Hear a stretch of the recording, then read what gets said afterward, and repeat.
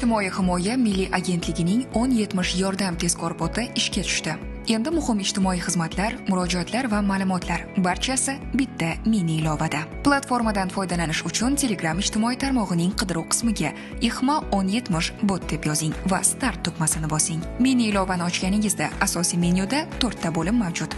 Tazyiq va zo'ravonlik, korrupsiya bo'yicha murojaat, xizmatlar va shaxsiy kabinet. Xizmatlar bo'limida bir necha muhim yo'nalishlar mavjud. Ijtimoiy himoya yagona reyestri orqali arizangiz holatini tekshirish, nafaqalar turi va shartlari haqida ma'lumot olish, nogironlik bo'yicha qayta ko'rib chiqish jarayonini kuzatish, ro'yxatga kiritilganlikni bilish, kambag'allik reyestri orqali ro'yxatga kiritilganlikni bilish. Yagona reyestr arizasini tekshirish uchun JSHR raqamingizni kiriting. U 14 ta raqamdan iborat bo'lib, tekshirish tugmasini bosganingizda natija darhol ko'rsatiladi. Shaxsiy kabinet bo'limida esa siz o'zingiz haqingizdagi ma'lumotlar, yuborgan arizalar va ularning holatini bir joyda ko'rishingiz mumkin. IXMA tizimi foydalanuvchi xavfsizligi va ma'lumotlar maxfiyligini to'liq ta'minlaydi. Har bir murojaat qonuniy tartibda ko'rib chiqiladi va natijalar rasmiy shaklda mini ilova ichida qayd etiladi.